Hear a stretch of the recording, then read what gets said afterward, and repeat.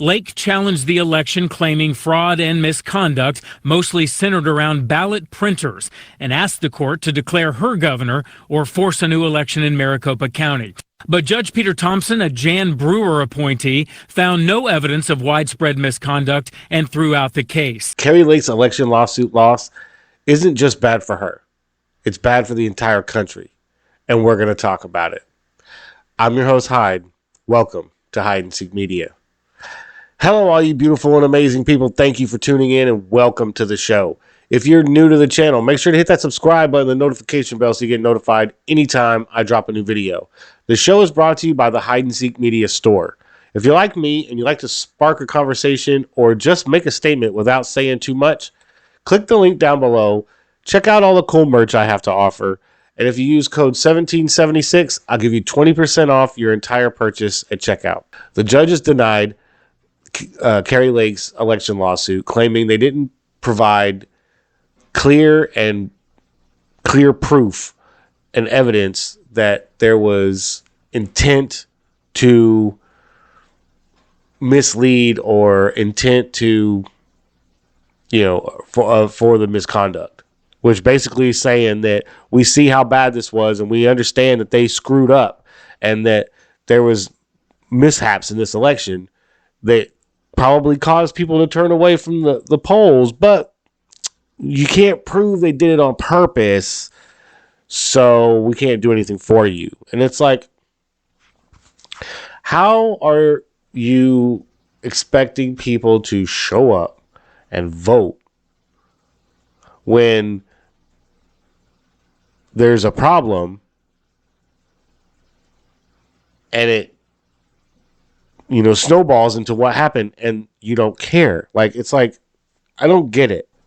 What the judge should have done, instead of saying you don't have clear evidence of misconduct or the intent for the misconduct, right? You don't have clear evidence or proof that these people did it on purpose. And so what he should have done in this situation is said, but there is something wrong here, and we need to look into it further. Just how bad were these misprints? How many were there? What ballots were misprinted? Right? Apparently, they're in Arizona, in the Arizona ballot printer, there's 12,000 different ballots. So which ballots did it misprint? Did it misprint all of them? Or was it just certain ballots? We need a deeper investigation, and that is what this judge should have ordered. Seeing how bad this was, he should have said, well, I understand this is terrible, okay? These are some major problems in this election, and there is a possibility that voters did not come back because they heard of these problems. Now, was it 17,000? I don't know. I can't say that for sure. And so based on that speculation, we can't overturn the election. And okay, I'm okay with the election not being overturned. I'm not okay with a deeper investigation not happening into what happened into 2022 midterms and into this gubernatorial race. Okay. There was something going on here. Somebody had to have gone in and changed those settings. Having a 19-inch ballot image projected on a 20-inch ballot, as you observed, appearing from ballots cast in 6 different vote centers. Yes. Duplicated ballots, spoiled ballots. That could only arise from, could it be by accident or is it? No, sir. It could not be by accident. Those are configuration changes. They're at administrative level on the printer, or they're with a ballot and style or ballot definition file. Okay. And those are done on the EMS system, which has password security and everything else. You have to add, the EED application is actually the one that creates the ballot style. That's what's used. It's commonly it's commonly put on the EMS server because that's like the centerpiece. And those two systems are controlled access.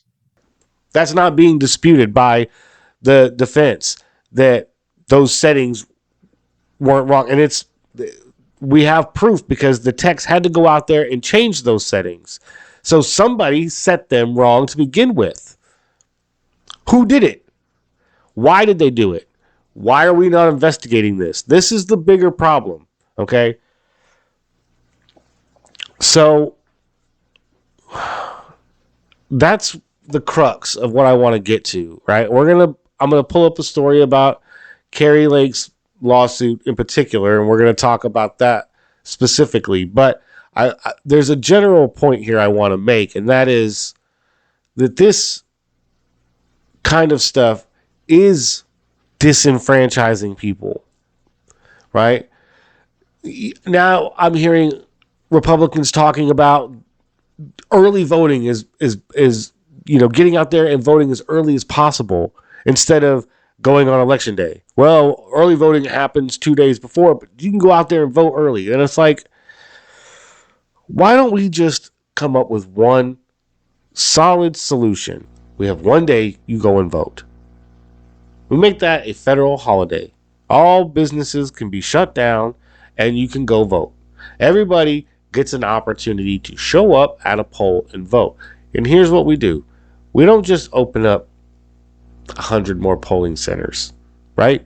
What we do is we go to basketball arenas, football stadiums, hockey stadiums, baseball stadiums, and we open voting centers there where you can handle thousands of people at a time. Lines could be relatively small because these wouldn't be the only voting centers in the city, right? You would have them all over the place. And so people could go vote anywhere. Why? Because everything else is shut down. So there's nothing else to go do except vote. Go vote and then go spend the day with your family.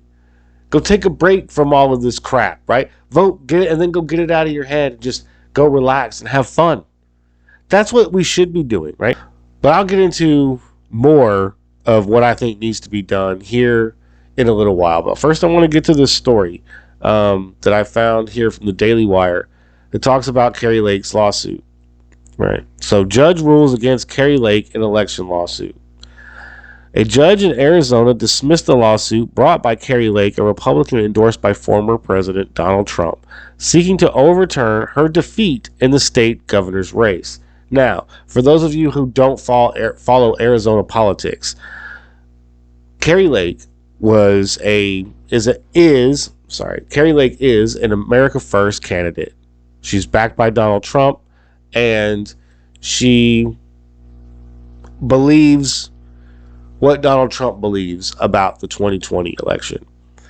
So ultimately, a lot of the corporate media came out and called her an election denier and attacked her on those kind of fronts, right? And so that is all well and good. You can, run a campaign however you want, and you can be endorsed by whoever you want. What I thought was odd about this race was that it was run by the Secretary of State, who is now the governor because she won the race. Now, I know people point to Georgia and Brian Kemp.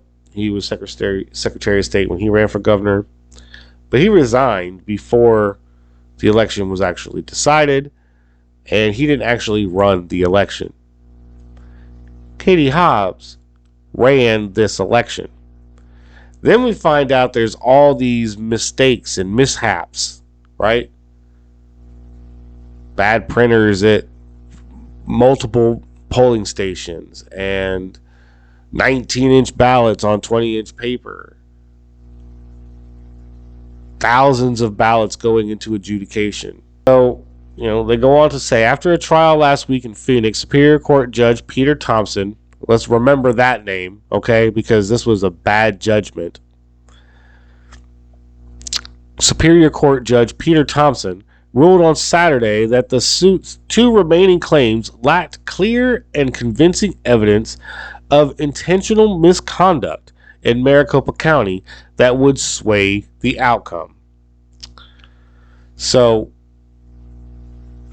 what he's saying is that the misconduct that they proved happened, they didn't prove it was intentional. So we can't do anything about the results. We're not going to look any further because you can't prove intent.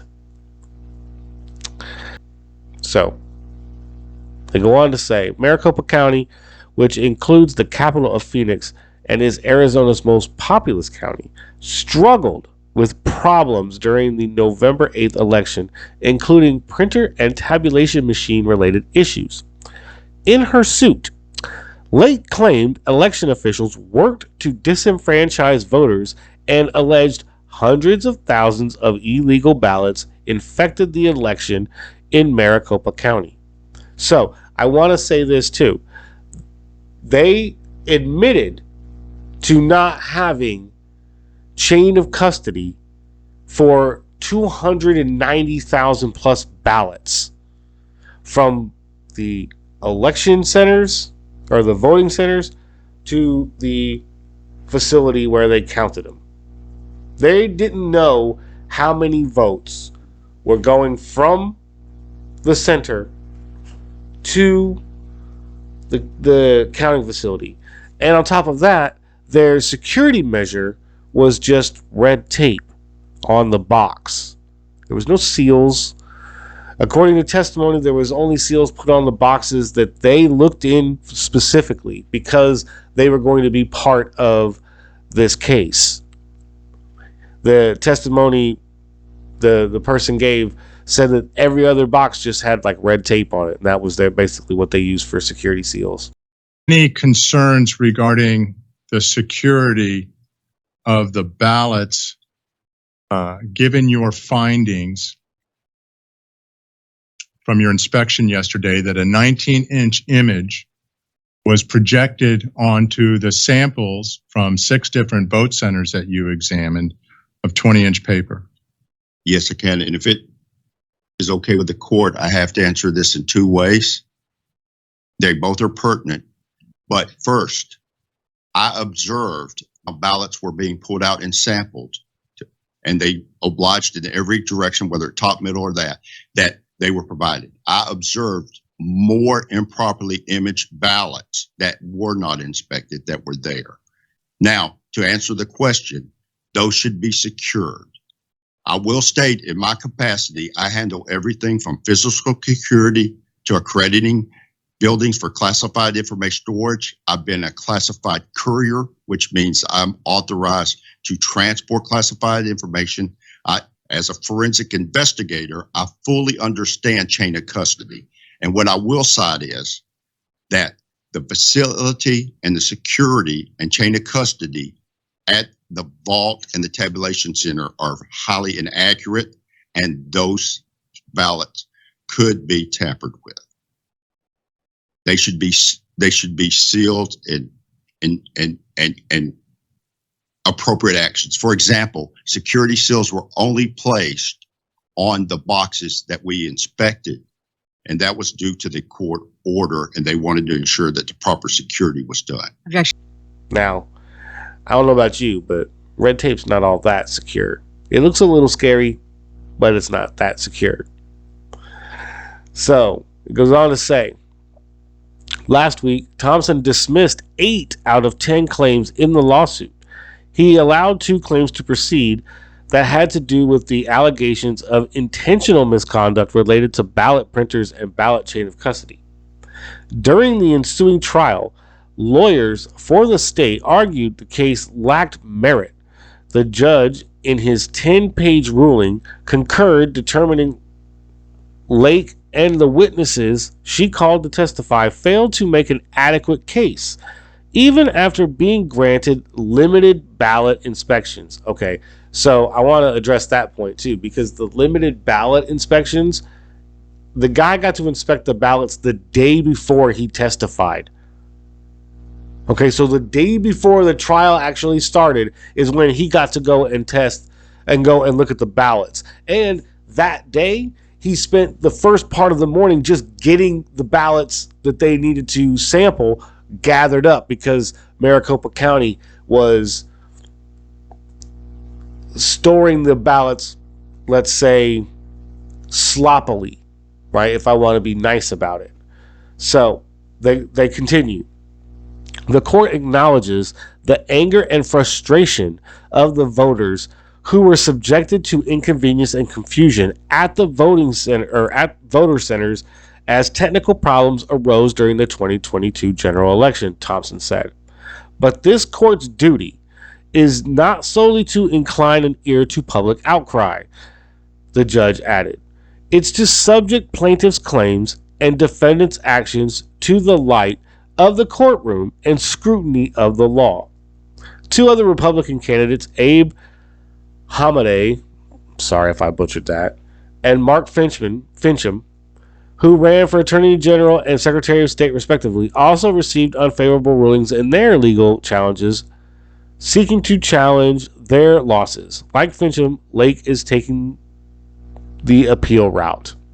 So basically, the judge ruled that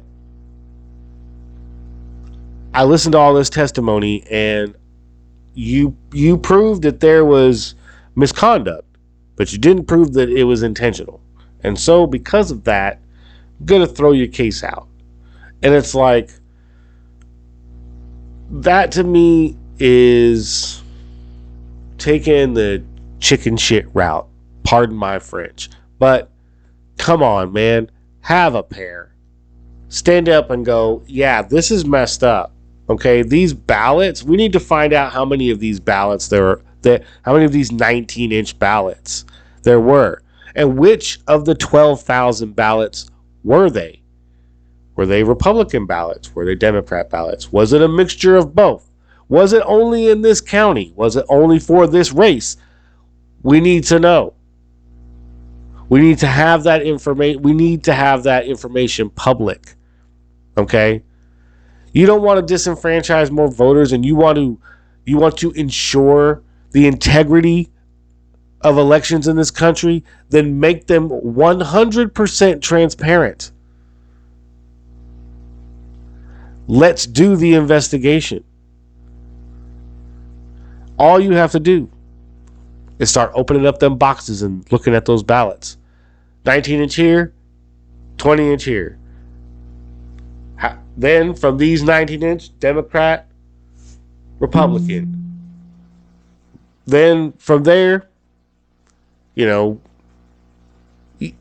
be able to find, a root cause, whether it was a intentional mistake deliberately designed to harm Kari Lake, or just an intentional mistake to toss doubt into the election enough where you could cheat your way through it and win, but still claim ignorance and stupidity, right? Like, oh, I didn't know it was going to do that. I didn't know that by doing this, that it was going to default to fit to page, right? Like, that to me, that was some of the lamest arguments I've heard in a while, right? But it made me think, this isn't the only time, right? 2020 isn't the only time we've had doubt in the elections. 2022 wasn't the only time we doubted elections. I remember in 2016, when Donald Trump won, there was, the entire Democrat Party, screamed, he's not a legitimate president, right? He didn't win legitimately because he had help from Russia. Yeah. So he's been certified, but he's not a legitimate president. Now, if Republicans were to say that today about Joe Biden, oh, you're election deniers, rah, rah, rah. And it's like, come on. What kind of bullshit is that? What kind of, two-faced, lopsided bullshit is that? But, so, as it got me thinking, I decided, hey, let's do some research. And I remember, all of these Democrats coming out and calling Kari Lake a election denier because she believes what she believes about 2020, and I thought, okay, well, let me do some research and find out who else has denied elections and all that. And I found a lot of crazy research, but one interesting article that I found caught my eye that you guys might find interesting too was this one here from The Atlantic, of all places. Biden undermined faith in elections. The president is heightening the distrust in democracy that he promised to reduce. Now, I believe this is from January 29th of 2022. So this was almost a year ago. Okay. So this reporter goes on to say, Joe Biden, who ran for president promising to restore trust in American democracy, recently undermined it. It's not what he was elected to do, and he needs to repair the damage. During his marathon press conference last week, now remind you, this is at the beginning of the year, so this is 1 year into his presidency, basically. Biden was asked whether the failure of the voting rights legislation in Congress would render this year's elections illegitimate. Now, you like how they use that word illegitimate, right? Not fraudulent or stolen, right? Because illegitimate and stolen are two different things. So, but he goes on to say, quote, I'm not saying it's going to be legit, as the increase in the prospect of being illegitimate is a direct proportion to us not being able to get these reforms passed. Biden responded, because the reforms didn't pass, by implication, the midterm elections later this year may indeed be illegitimate. The White House tried to clean up the president's comments on the legitimacy of our elections. Press Secretary Jen Psaki tweeted out a statement saying POTUS was not casting doubt on the legitimacy of the 2022 election, but the harm was done. Whether one agrees or disagrees with the reforms Republicans have been pushing in several states, the notion that they qualify as voter suppression is at best questionable, and Biden's claim that they amount to a 21st century Jim Crow assault is indefensible. The new Georgia law, for instance, left intact no excuse absentee balloting and actually expanded in-person early voting. In fact, the state has more early voting days, 17, than New York or New Jersey, 9 each. According to PolitiFact, liberal New York has, in this and other respects, more restrictive voting laws than Georgia. And according to the Nonpartisan Center for Election Innovation and Research, even after the passage of Georgia's new election law, Georgia is among the top states in voter accessibility.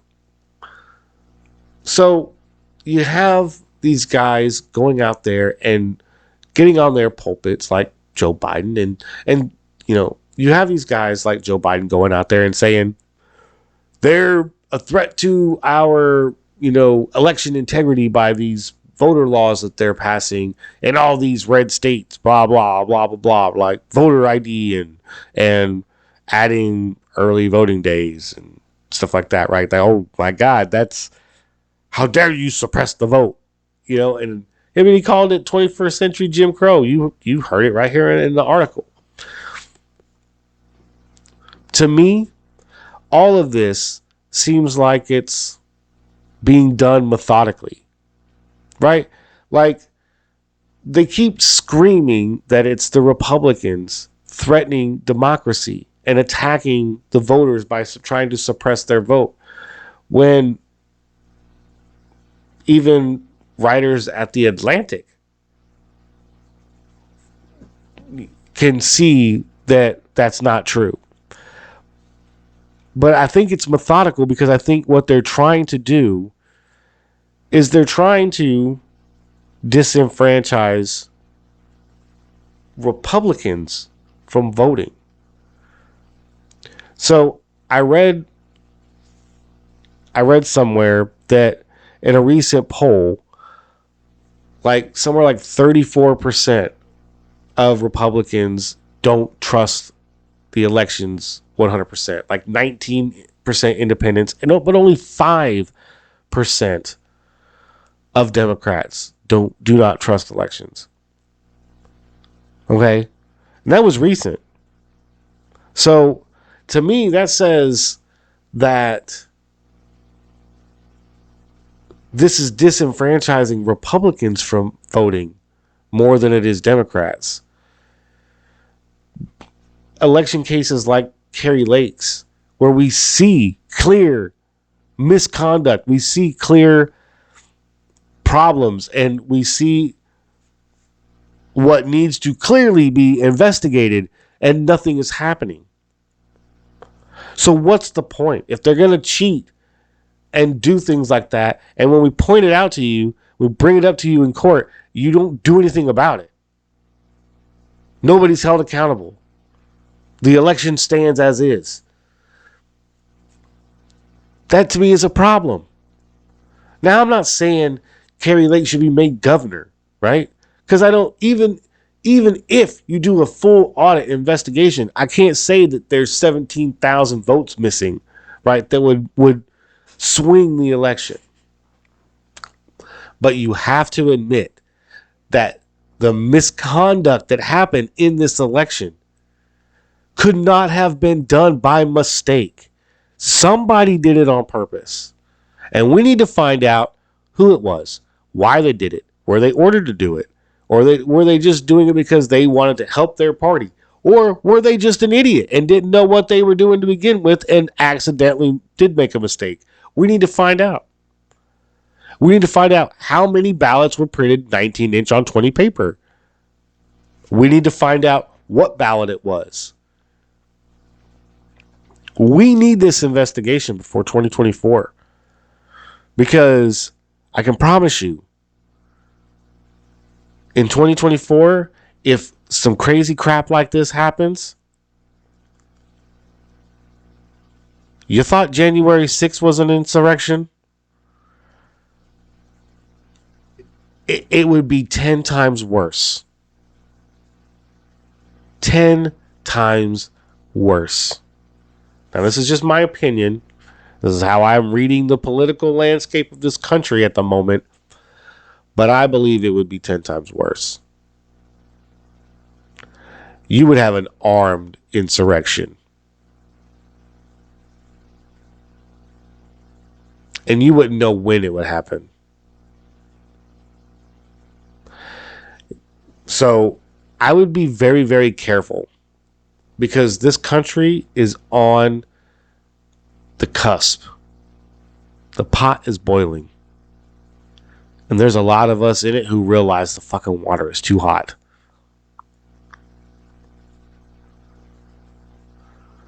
And it's time to jump out.